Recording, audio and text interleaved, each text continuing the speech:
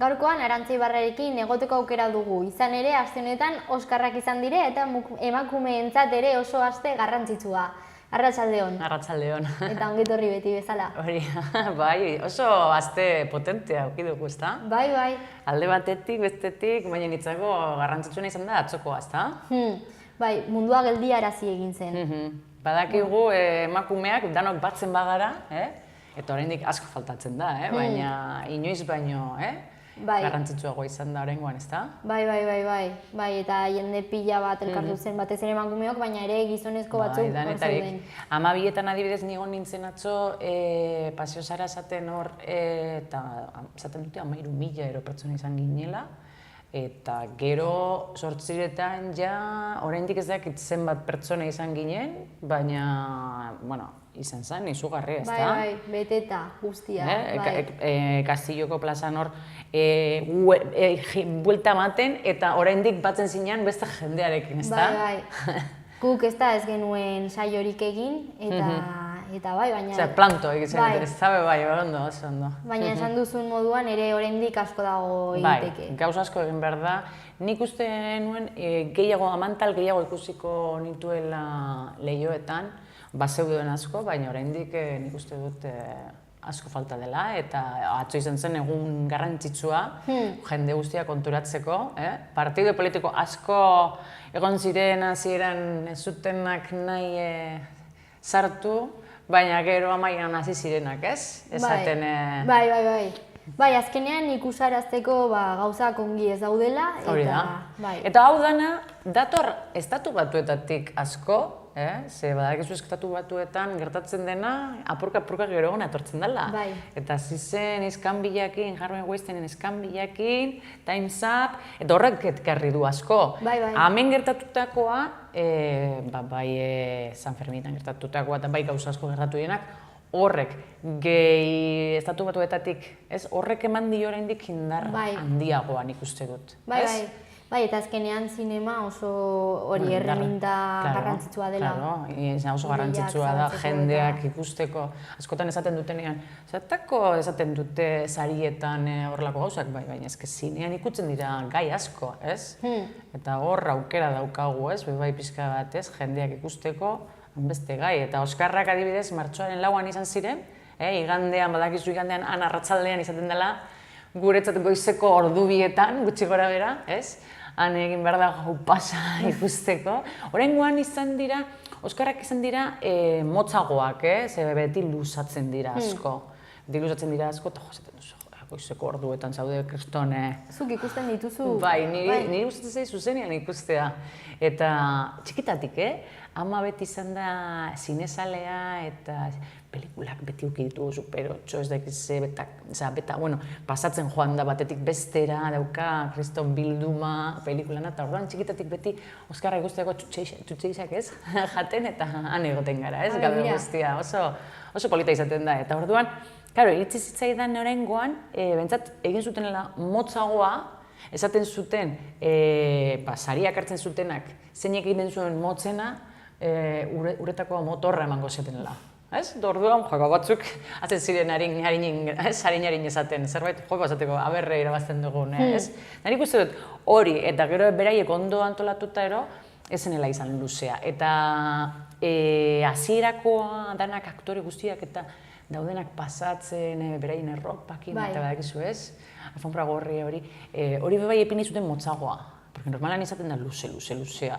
Eta hori egin zuten motza, eta segituen hasi zen, Jimmy Kimmel aurkezlea joan zen. Zango dugu ondo, baina gauza... Ezakit, niri gehiago gustatzen zitzaidan asko Whoopi Goldberg. Whoopi Goldberg asko gustatzen zitzaidan zelan egiten zuen, ezakit, aurkezle bezala, berak esan zuen ja ez duen gehiago eta hor gelditu zen, baina niretzat aurkezle bezala asko gustatzen zitzaidan bera, Whoopi Goldberg. Nik beti konfunditzen ditut Jimmy Fallon eta Jimmy Kimmel, orduan ezakit zein... Aurten Jimmy Kimmel eta pasan urtean bai egon zen, bi urte egin du berak. Ez dakit datorren urtean zein egongo da, badakizu askotan aldatu egiten dutela, baina hau uste dut jendeari gustatu zaiola eta, oso korrekto esaten duten bezala, ez? Ondo egon da, ez da egon ezain en plan, krestonak egiten ditu eta ez txartu, osea, ondo. Ondo egon da. Betiko bezala hasieran, beti pixka bat sartzen da batzukin edo beste batzukin, esaten Oskarra estatuia pitilinik ez daukanetik eta dana formal dagoenetik, orain daukagun gizonik zintzoena dela, horrelako gauzak, ez esaten. Eta badauka bere puntua, ez, pixka bat. Bai, ja, badakit norden, bai, grazia egiten dira, bai. Gero, kolore asko ukizuen, ze badakizu egon ginela hitz egiten globoak, eta BAFTA, eta dana baltz jantzit, eta dana baltz, eta hemen, Oskarretan, nik uste dut, zanela Trumperi pixka bat emateko aurpegian, esango dugu, kolore asko, Mexiko atxik, ez? Mexikon kolore asko, eta orduan, nik uste dut, nahi zutenela, ze askotan aktoreak eta badakizu jazten direla segun zer esaten dieten. Epintzen diete hau dakazu erropa, hau, eta aktoreak aukeratzen du, baina nik epintzen badizut 3 kolore duen erropak, ez kolore duna eramango duzu. Meryl Streep joan zen gorri, soinekoarekin, eta normalean nik inoiz dut ikusi Meryl Streep gorri. Dan joan zen gorri, eta ikusten zenuen hanbeste aktore kolore askokin. Eta bera estena tokia, ez baroski kristalez beteta, bete, hanbeste ez baroskiko kristalez beteta, kolorina izan zen. Gero, Guillermo del Torok irabazi zuen, bai filma eta bai zuzendari bezala, ukizuen 4 nik ez dakizen bat Oskarra ukizuen, baina gauza da Mexikok irabazi zuela, eta Koko bai, animazioan irabazi zuen, eta abestia ere bai, ze askok pentsatzen zuten, abestia Hugh Jackmanen filmak irabaziko zuela, El Gran Showman hori, Hugh Jackman oso ona da, abesten, aberak bai aurkeztu izan du, eta abesten aktuatzen, baina nik ez dakit beti gelditzen da Oskarrik gabe, kotxaua. Bueno, oraindik baditu urtean. Bai, beti egoten da, eta... DiCaprio bezala, ja lortu izan zuen, baina... Zeinek? DiCapriok hori egon zela, zeuden meme asko... Bai, DiCapriona beti izan da oso gogorra, ez? Han beti, hautatzen, aurten ez dago hautatuta ez ebez. Eta orduan, klaro, Hugh Jackmanen abestia, pelikulako abestia oso ona zen, baina Gael Garziak, aktore mexikanoa badak izenean, Gael, horrek abestu zuen Kokoko abestia, Remember Me, eta horrek irabazi zuen. Orduan, Kokok irabazi zuen danak zekiten animazioan ez zeukala kompetentziarik, orduan, gero badakizu zenean Jennifer Lawrence aktorea, ez?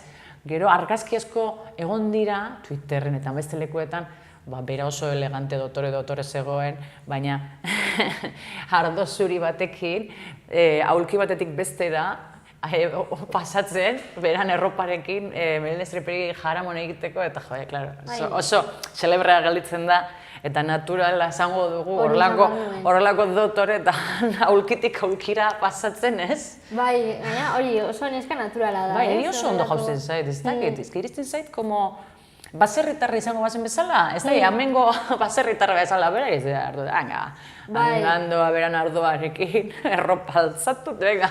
Bai, gertutasun handikoa ematen du. Bai, niri gainera aktore bezala iristen zait oso ona. Aurten ez egoen, ez nago hautatuta, venga, pipa, beste daki. Eta orduan jende guztia zen beragatik hitz egiten. Eta orduan Frances McDermott esan genuen, irabaziko zuela, aktore bezala, gero Gary Oldman, bai, izan genuen guztiak, egon dira irabazen Sam Rockwell, Frances McDermotten pelikulan agertzen dana 3 anuncios en las afueras, horrepe bai irabazi zuen, eta Jo Tonia egiten duena Marena, hori bezan genuen, horrepe bai irabazi zuen beste zari, bai, ez egon sorpresa handirik. Sorpresa handien igual izan zen pelikula ingelesez ez dena hitz egiten, hor Txilek irabazi zuen, lehenengoko bidar, Txilek. Eta Espainiarekin koproduzio bat altzen edo hori nik asmatzen ari du?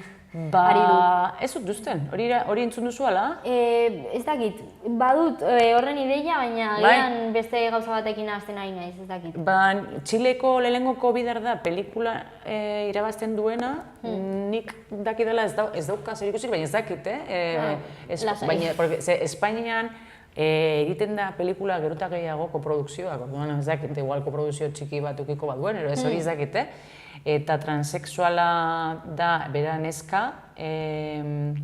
pelikulan agertzen dana, eta Daniela Vega, eta orduan irabazi du pelikula honek, gainera dago bai zinean ikusteko aukera dago nahi badugu.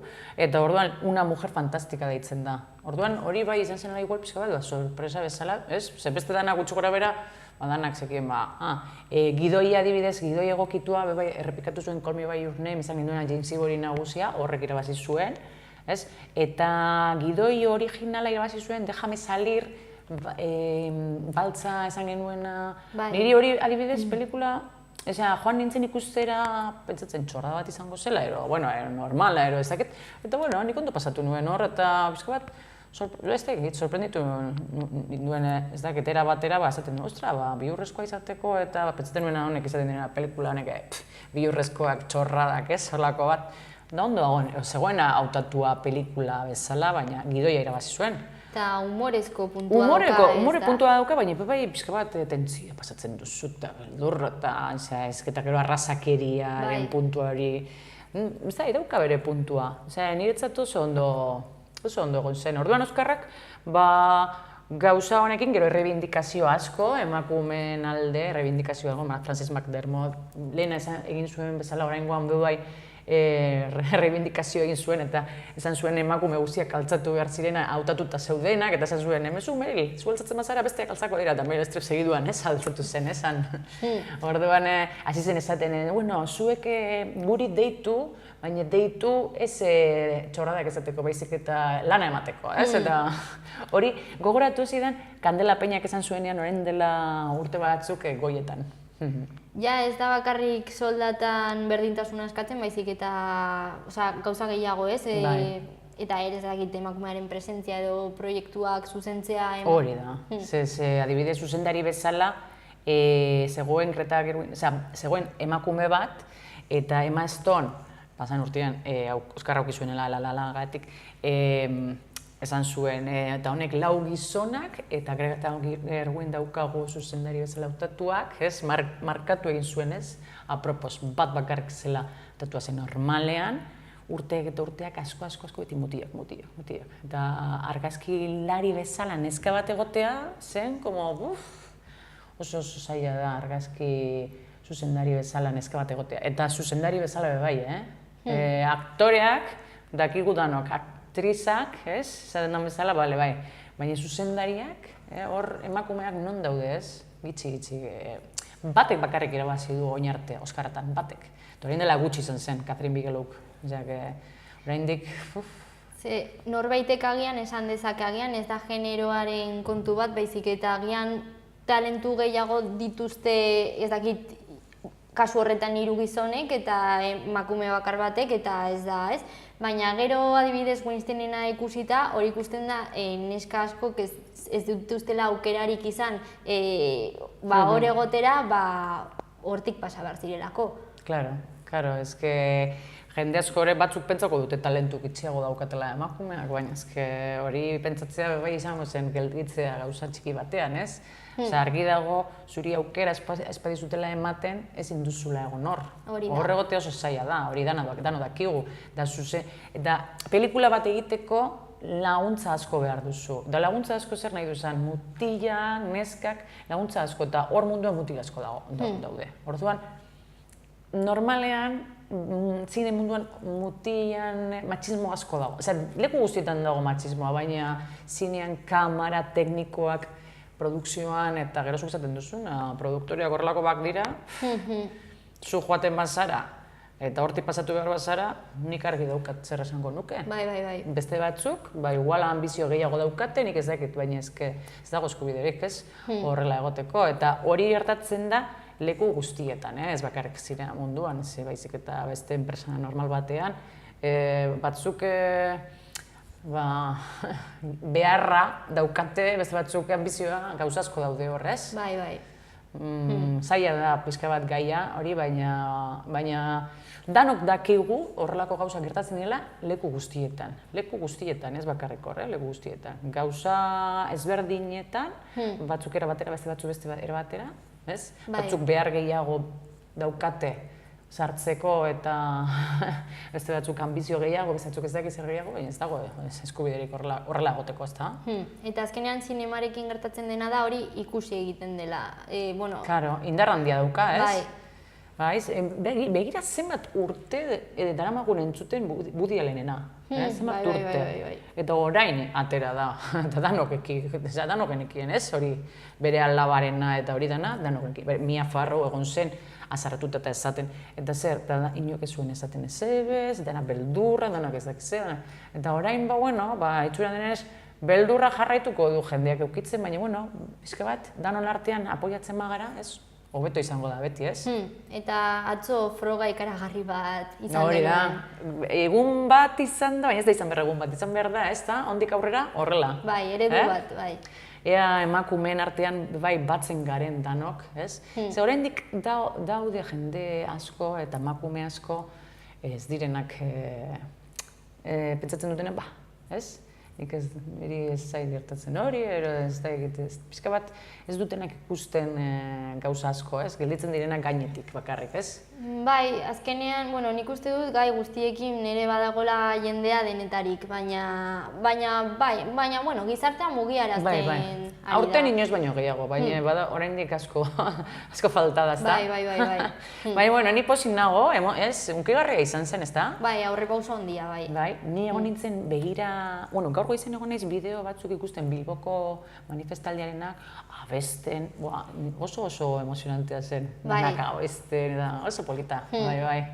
Bai. Euskal Herria gainera oso, ez da, agertzen dira azal guztiak, egunkari guztietakoak, eta guztien duzu eta pasada da.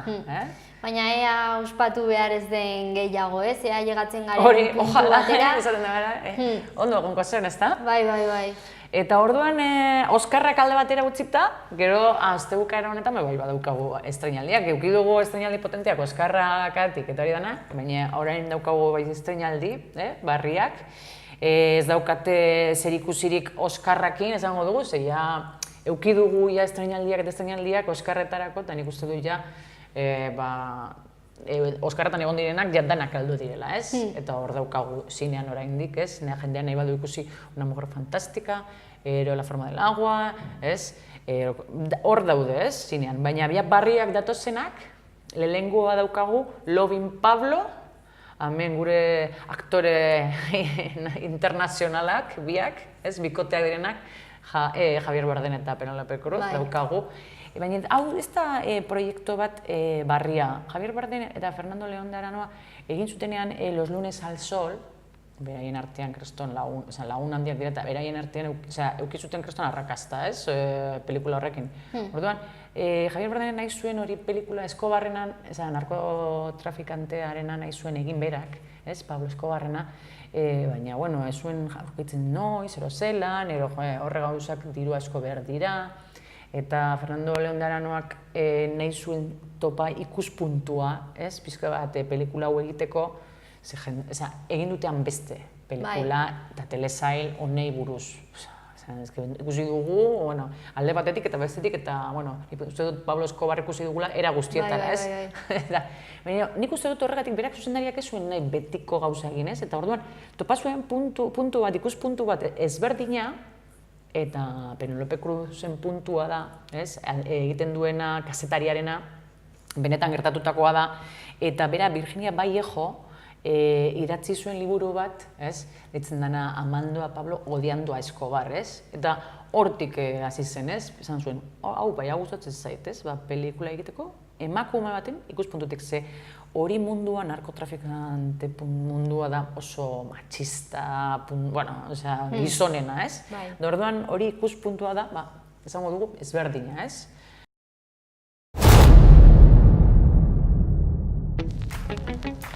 Cuidado donde pisan, que aquí a veces tiran cadáveres.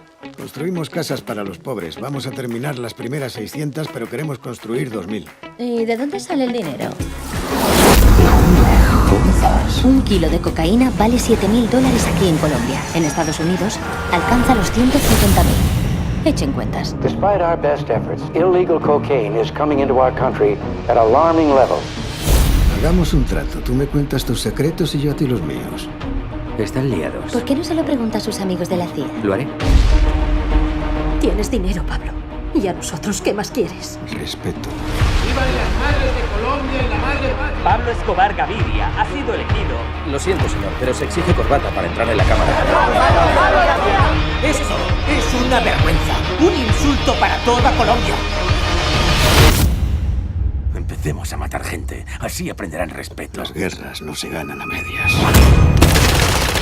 El ministro de Justicia ha sido asesinado hace solo unos minutos. ¿Cómo que solo 1.000 millones de pesos? ¿Solo? ¡Eso es un insulto! Repartan armas en las comunas.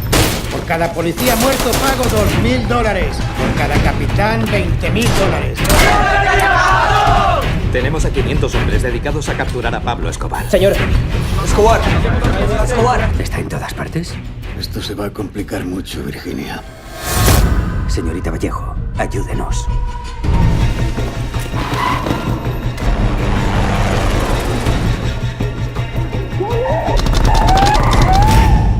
¿Hay alguien ahí? Ay, que sé que estáis todos ahí escuchando. Óiganme bien, malparíos, óiganme. Os voy a matar a vosotros y a vuestros hijos y a vuestras esposas y vais a morir todos desangrados.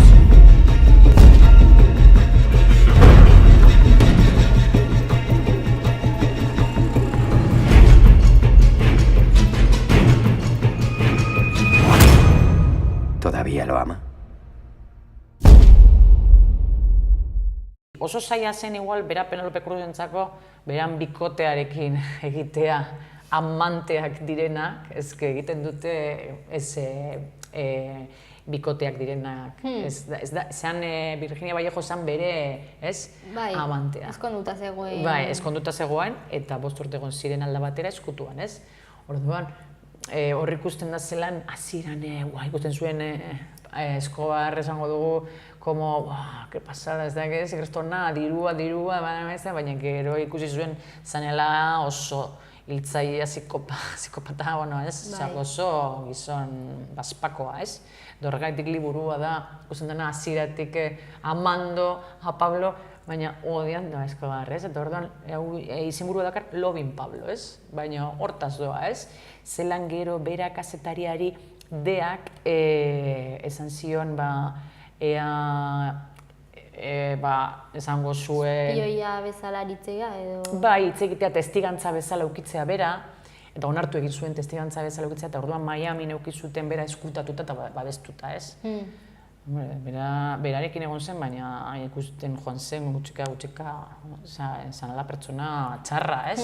Eta hemen pizka bat desmitifikatu egiten dute Pablo Escobar, ez? Pablo Escobar ematen du dela, heroi bat bezala. Bai, eta ez da, alderantziz da, izan zen, hiltzaile... Bai. Eta hemen ikusten da hori, desmitifikatu egiten dute, ez? Zaila izan behar da hone papelak egitea, ze egin behar dute azentoa kolombianoa, eta beraiek bikotea izan da, ez zuten egin behar, hori da gu bezala, ez? Zuk euskera, zure azento bat daukazu, euskera era bat daukazu, ni beste bat daukat, orain gaude euskera pixka bat batuan egiten ezaten dugun, baina hemen azentoa Medellinekoa da, Escobarrena eta bestea da, beste partekoa, eta orduan, alkarren artean, claro, bizi dira, ez zuten nahi kontagiatu, ez? Esaten da bezala azentoak, ez? Doinua. Eta orduan ezaten dute, zaila eukizutenela, bien artean, pixka bat horrek azentuak, ez, mantentzeko. Eta guk ikusten duguna, bai, kolombianoarena egiten du, ez? Baina ez da erreza, Eta ingelesez egin behar izan zuten pelikula gainera. Ingeles hitz egin, kolombiano hitz egin, eta kolombiano gainera, ez? Bai, zu... Bera, zentuekin. Ez que ematen duzelako erreza bai, baina zaila da, ez da? Bai, eta gainera... Meritua daukate, nintzako, nahi. Hori, baita beraiek erabiltzen duten gaztelera, ez da ez dela... Ez da, hori da, beraiek hitz egiten dutena da Madrilekoa. Bai. Orduan, ingeles hitz egin behar dute, gero gainera kolombiano, eta gainetik bez kolombiano, bakoitzak bere kolombianoa, jo. Bai. Eta orduan, Loving Pablo, desmitifikatzeko Pablo Escobarrena daukagu hau estrainaldia, biopika. Eta gero beste bat ezberdina daukaguna da La muerte de Stalin, satira politikoa, eskoziar batek zuzendu du, Armando Iannucci, eta hemen Eskoziarra eta Armando Iannucci. Bai, ez da, Armando Iannucci eta eskoziarra daukeko du familia, uste dut italianoa, eronik ez dakit. Baina eskoziarra da, eta pelikula da oso ezberdina, satira politikoa esaten duen bezala. Hemen ikusten da, zelan 1953an, zelan hil zen Joseph Stalin, ez? Eta orduan, eukidu kriston polemika Errusian. Claro, Errusian Joseph Stalin, esan dena hemen Errusian eukidu kriston polemika eta debekatu egin dute.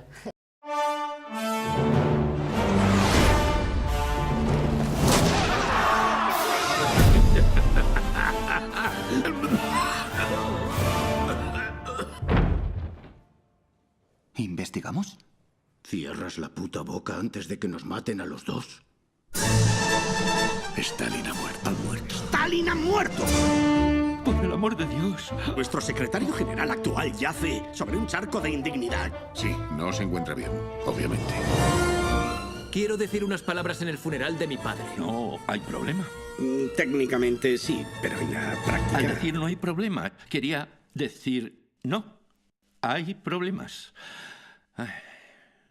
Ignórenme. Esto es lo que Stalin hubiera querido, el Comité Unido. ¿Quién es a favor? Por votación unánime. Le vendría bien un cambio. Ya veremos quién se moviliza primero. Parece que seré yo. Puto tramposo de mierda. Comienza la carrera.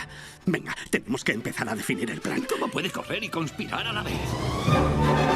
Pero yo no tengo ni idea de qué está pasando. Yo soy el funeral, yo soy los trenes y quiero que vengan. ¡Vamos! ¡Jugad mejor, bujarras desgarbados! ¡Cógela! ¡Suéltala! ¡Dale! Dispárele a ella antes que a él y que él mire. Mátalo, llévalo a su iglesia y déjalo en el altar. El resto te lo dejo a tu gusto. Tenemos que actuar. Necesito tu ayuda. Voy a tener que informar de esta conversación. Amenazar o obstaculizar a algún miembro del Presidium en el proceso de... ¡Mira qué cara pones! Me follé a Alemania. Creo que puedo follarme a una puta bola de sebo con chaleco. Pase lo que pase, nunca dejaré que os hagan daño a ti o a tu hermano. También podría pegarme un tiro como mi madre. Me cago en la puta. ¿Es que Coco Chanel se te ha cagado en la cabeza? No, no ha sido ella. A Stalin le habría encantado esto. Ahora me encargo yo. Buena suerte, nenas.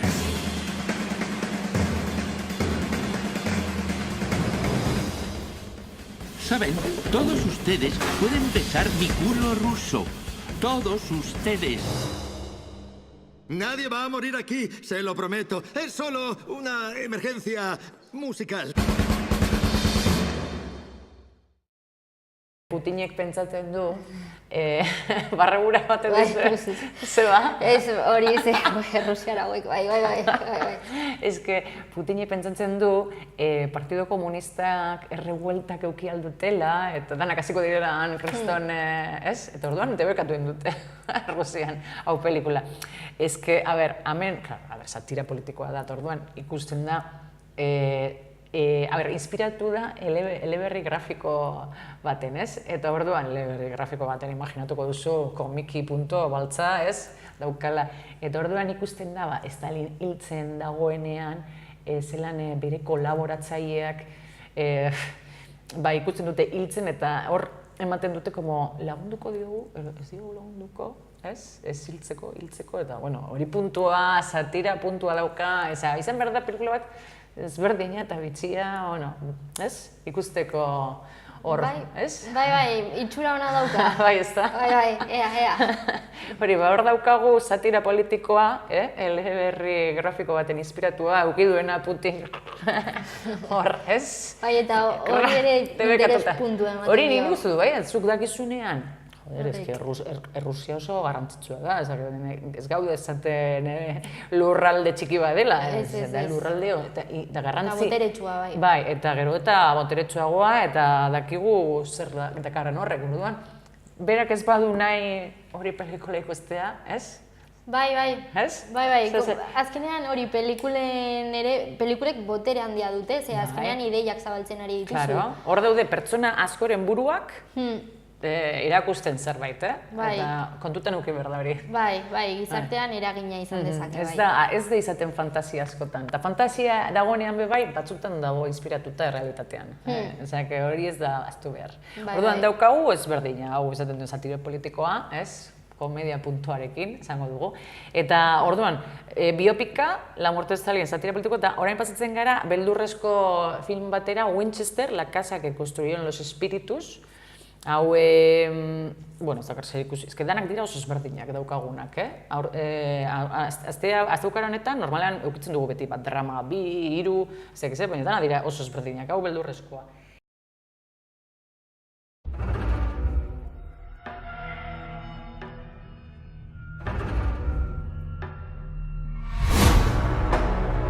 Es una gigantesca estructura de 7 plantas sin razón aparente.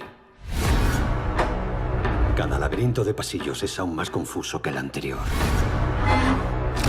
Está en permanente construcción. Se construye por orden de una viuda de luto.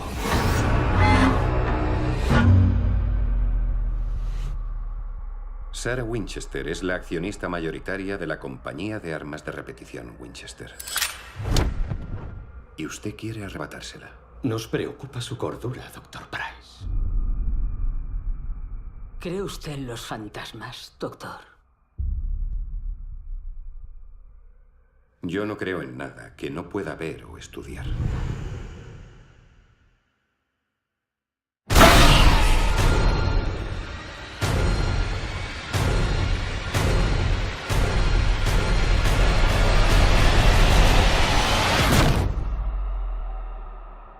Lo noto. En el aire, en las paredes. Este espíritu tiene un poder que no habíamos visto nunca. Y nos ha encontrado.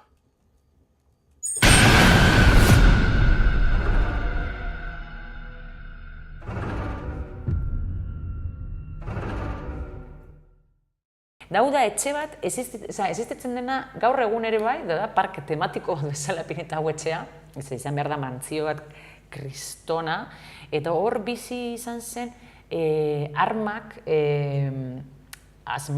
erriflea asmatu zuen gizona, horren alarguna, horren andra alarguna gelditu zena, bizi izan zen hor, eta egon zen, 20. mendearen hasieran, 38 urte, eraiki hori etxea. Orduan, zer gaiti da beldurrezkoa?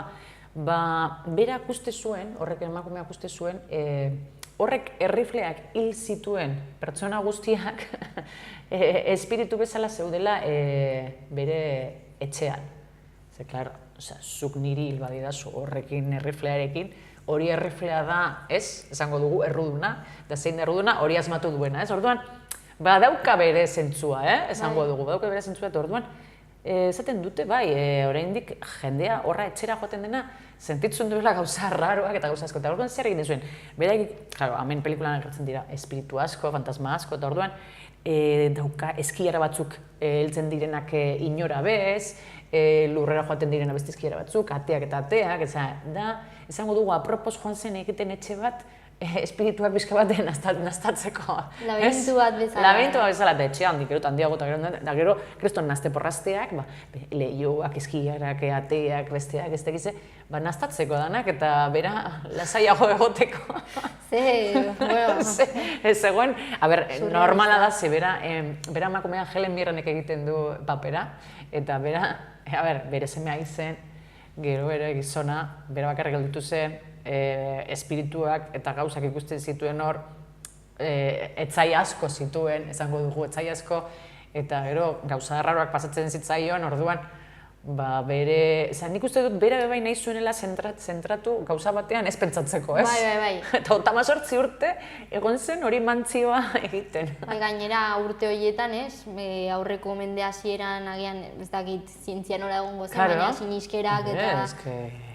Hombre, ezki imaginatu zelako gauzak entzungo zuen, zelako gauzak ez dakiz, eta gero horrelako gauzak gertatzen bazitzaion, eta gainera horren beste etxai ukita, eta horrelako etxe batekin, nik ez dakit, zoratzekoa, ez?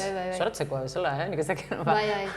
Orduan, klaro, hor pelikulan, anai australianoak, Michael eta Peter Spidegek egin dute, hau pelikula beldurrezkoa, espiritu, eta Helen Mirrenan baltz jantzita, en plan paranoika totala, ez? Bizka bat, ez?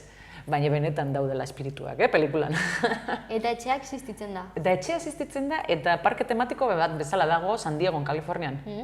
Orduan, jendea gaur egun joaten danean bertara, sentitzen dute gauza batzuk eta ikusten dute gauza batzuk, arraroak. Ere buruak, ez dakit.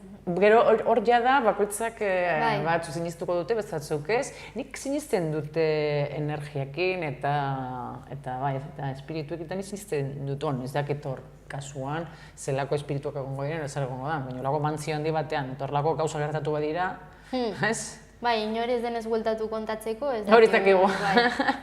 Hori, beldurrezkoa daukagu, eta gero on komedia batera pasatzen gara, frantziarra, Historias de una indecisa, eta hau Erik Labain zuzendariak egin du, eta Alessandra Lamy da aktorea, eta hemen, beldurrezkoa, biopika, satira politikoa, eta hemen daukagu komedia romantikoa bezala.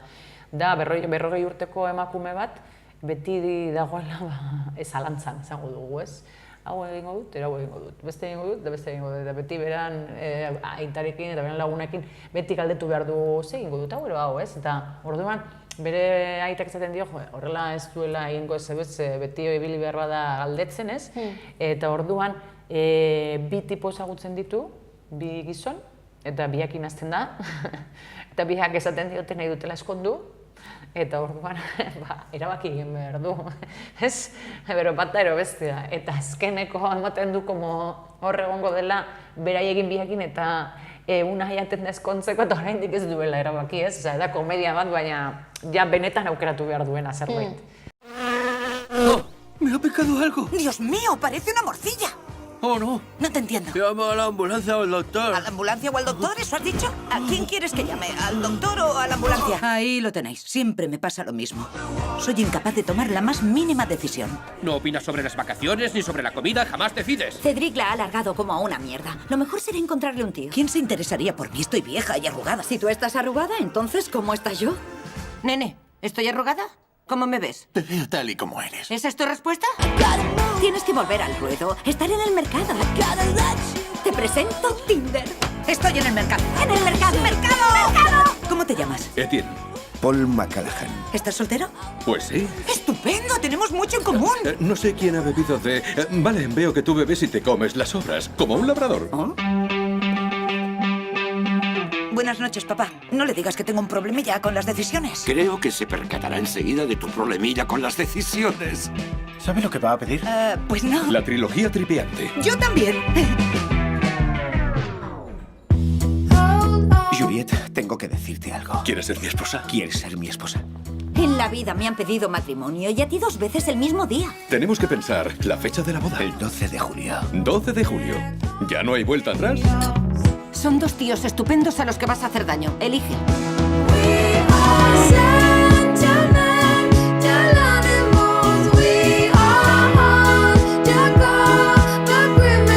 No esperes a llegar al altar para tomar una decisión.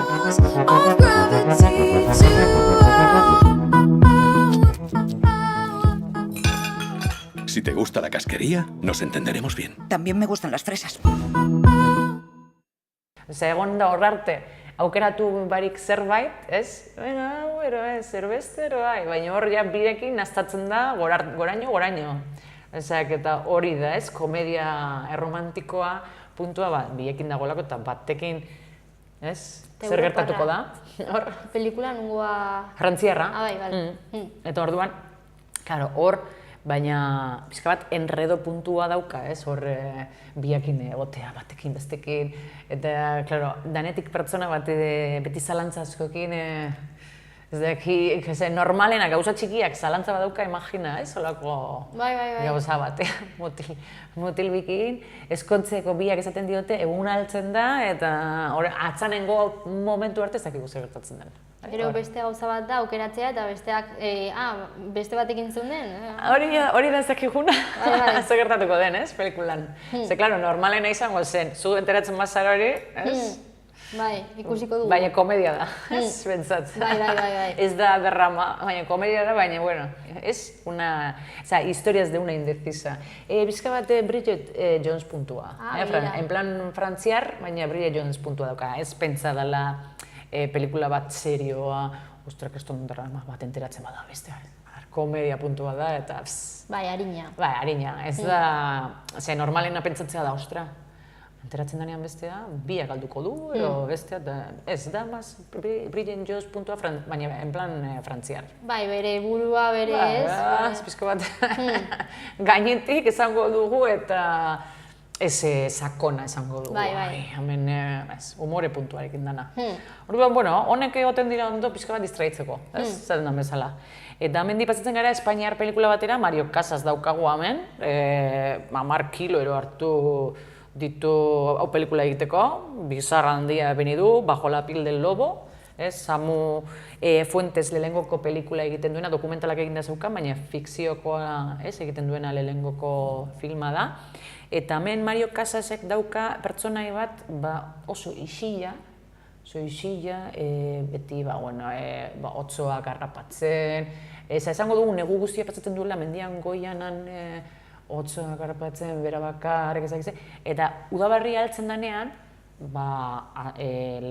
otsoen larruak saltzeko herrira joaten da. Eta hor esango dugu pixka bat komunikatzen da jendearekin, ez? Orduan hor bazartzen dira, maite mintzen da emakume batekin, Irene Eskolarrek egiten duena, dira neskabi, aiztabi, eta hor pixka bat dago nazte porrastea, ez? Bi emakume, gizon bat, oso...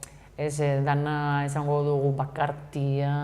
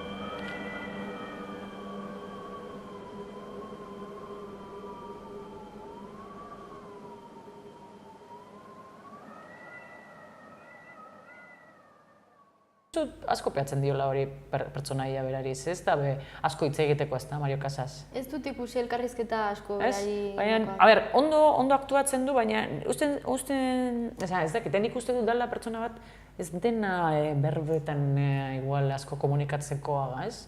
Gehiago iritzen zai dela isilean aktuatzekoa, ez? Da hau pertsonaia ematen du berantzako aproposa. Bai, eta pertsona interesgarria ematen du ere, bai. Diskretua. Diskretua, eta niri bentsat, lehengoko bider, hasieran beti ikusten duzu, kriston katxasak ez dakiz zer. honek egingo du betiko papera, betiko ezakiz, eta ikusten da, ez? Ondo aktuatzen du, eta, ez da? Mario Casas. Bai, Mario Casas, bai. Bai. Euskate harritu ninduen niri lehenengo COVID-ar ikusi nuenean, zan nuen, ostra, badaki honek ezberdinak, pixka bate paperak egiten ez bakarrik betiko txuloan, zaten dara bezala, ez? Bai. Tonto papera ondo egiten du, bai. Ez dakit ikusten, haukazu, bai, sugarra mordikoak eta danak, ez? Bai. Hor egiten du. Egia da, bai. Zta? Bai, eta pelikula ongi Celebre dago horra, ezta? Ez que beti ikusita zaten dezuan bezala, en plan txulito. Bai, eta guapo bezala. Eta horre, en plan, Bai. Nik hor barre asko egin nuen, Bai, ona da, eta gainera bai, hemengo gaiak ere ukituz eta... Hori, bai, daukagu hori, bajo la piel del lobo, Mario Casas eta Irene Eskolarrekin, pelikula dramatikoa, baina asko, igual, dokumental puntua daukazko, paisaia ikusten dana, isila asko, otzoak ikusi, mendiak, ezak, nahi dut esan oso kontemplazio askoko, ez? Orain punto de vista zinemaldia daukaguna hemen Iruñan, ni joan naiz ikustera,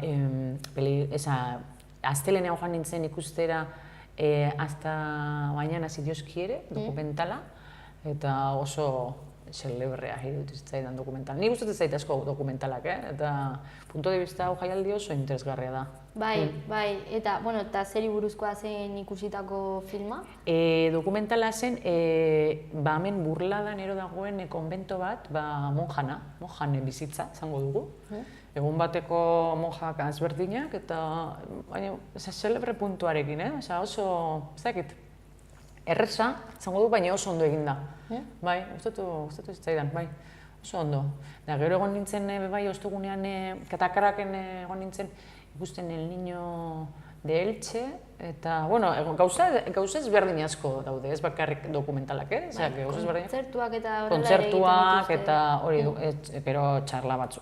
Gauza asko daude punto de vistan, eta aurten ikustu jende asko, dela punto de vista. Ni pasan urtean bebai goratzen naiz oso ondo egon zela, baina aurten iristen zait, geruta jende gehiago animatzen dela dokumentalak eta ez ikustera. Errotzen ari da gehiago. Bai, oso, eta gainera Iruña punto de vista nik uste dut leku askotan ja ezagune dela, Bai, azkenean nazioarteko jaialdi bat da. Claro, oso garrantzitsua da, eta hemen daukagu, osake...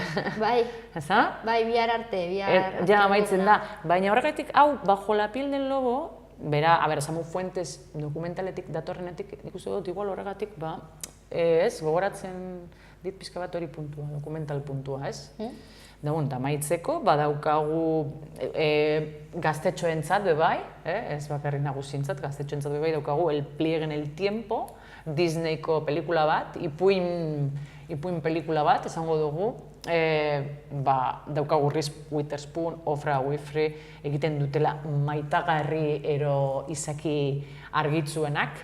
Hor dago neska bat bere aita desagertzen dela fiziko kuantiko, zerbait deskubritzen duena, eta orduan joaten da bere aitaren bila, bere nebarekin eta bere lagunarekin, dira gaztetxoak, eta unibertso guztian joan behar direla aurkitzen zenbeste dimentsio baten sartu dalako, oso fantasiaskoko pelikula, eta esaten dizuen bezala maitagarriak, ero izaki, gaur, lehen aditzen ziren maitagarriak, gaur egun izaki argitzuak, zer ez de luz, izaki argitzuak izango dugu, eta kolore askoko pelikula, jantziak adibidez hemen filman, Paco Delgado Espainiarrak egin ditu, kolore askokoak eta oso irudimen askokoak.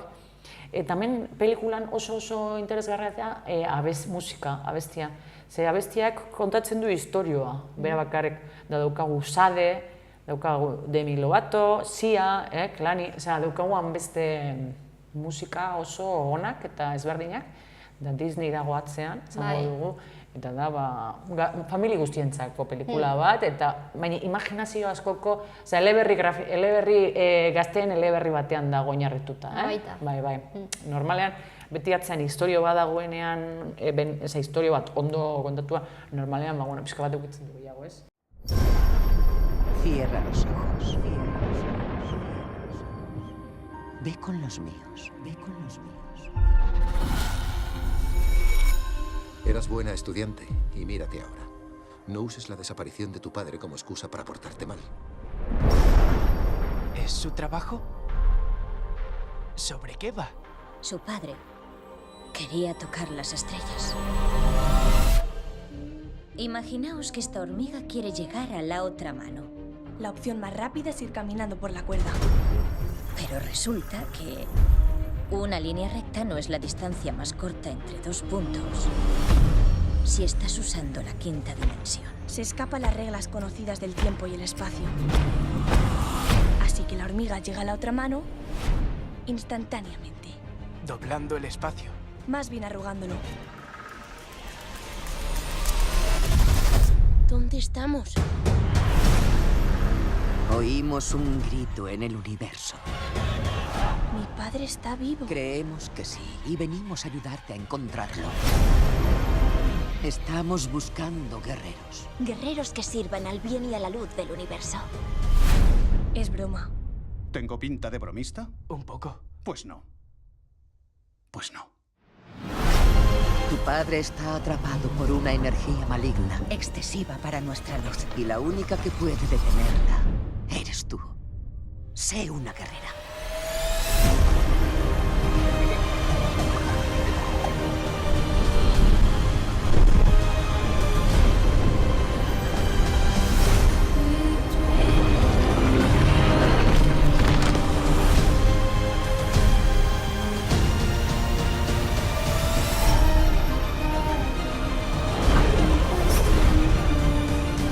Mi amor siempre está ahí, aunque no puedas verlo.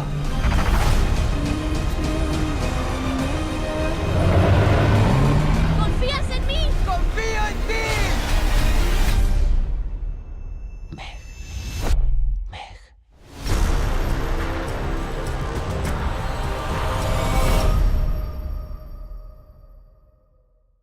Batzuk igual ez dute, gaia ez da erreza, Ez da erreza, baina dago eginda familia guztientzako, eta fantasia sartuta.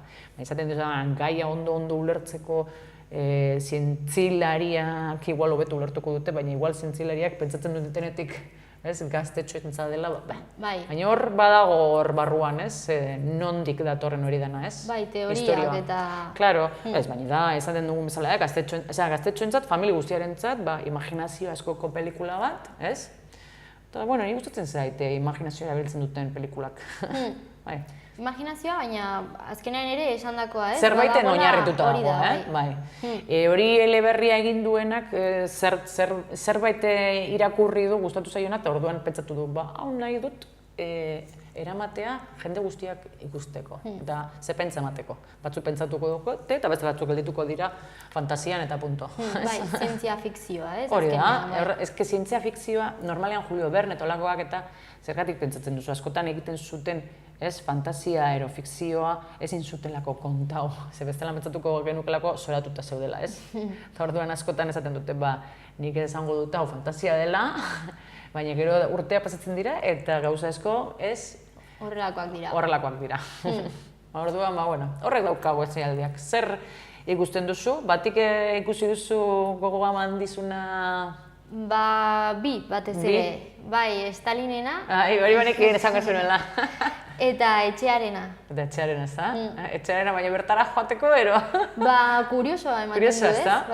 Bai, zu joango zinateke? Ni joango nintzen. Hombre, baina batez ere, ikustera, lehen hori etxea zede montre, benetan gertatutakoa da. Orduan, kuriositatea sortzen du, ez da? Bai, eta zenolako pasilloak edo eskailera. Eskiara joaten direnak edo nora, eta horri izan behar da, kriston nazte porraztea. Bai. Eta 18 urte hori dana egiten. Bai.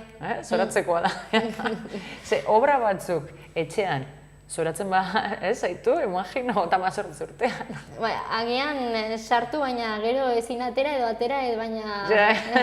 Baina, bueno, beraz egoen horrela, beste gauza batzutan pentsatzen. Eta, berak pentsatuko zuen hori, Zertan, burua auki okupatuta. Bai, oso garrantzitsua ere. Hori ondo ba. Bai. Eta zure kasuan? Nik, zuk esan duzuna, La muerte de Stalin adibidez iristen zait errusen debekatu dutenetik, es kuriositatea, hori bai, eta baina El pliegue en el tiempo daukat gogoa ikusteko, baina jakiteko non inspiratu den, ez kuriositatea jakiteko, nire asko izaten zaitu dimentsioak eta posgarren dimentsio, eta nahi dut ikusi hor puntutik, ez, da gero imaginazio asko daukalako, nire gustatzen zaidanetik fantasia eta imaginazioa, eta horrela ikusteko, gainera abadu behar nahi da zuzendaria, Selma egin zuena, eta zuzendari emakumea ondo zuzentzen duen emakumea da, eta orduan kuriositatea daukat ikusteko. Eta gero Lovin Pablo, honek Penelope Cruz eta Bardem eta Fernando León de Aranoa denetik, bai, ez que danak ikusiko nuke, berez, baina, bueno, horrek gehien igual, izango nuke, bai. Bai, baina azkenean guztiek daukate bere... Bai, bata gauza bateatik bestea batek, igual gitxien hau historia ez deuna indeciza, ez da? Horrelakoa, hombre, bai, hori telebizan ikusteko igual askotan, holakoak, ez, direnak... Bai, asko pentsatzeko baizik. Aukerokeko banuke danak ikusiko nuke, hori bai. Bai. Denpora, berda, dirua denpora dana, berda, bai, bueno. Baina hor ditu gaurtik aurrera. Hori da. Mi eskera erantza beti bezala. Aber urrengoan abertza daukagun. Bai, hori da. Gero arte. Bardin.